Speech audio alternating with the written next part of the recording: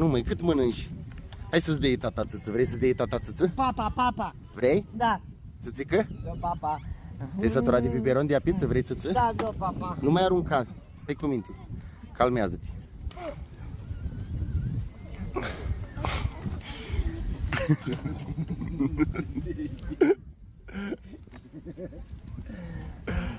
Da? Eu nu știu.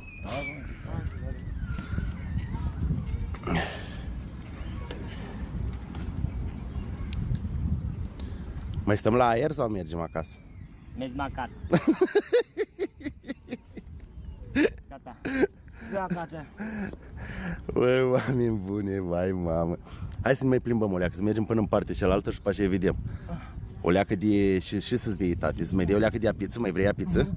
Papa. Țâțică? Țâțică? Îți dau țâțică? Ce zici? Să dăm o leacă de țâțică?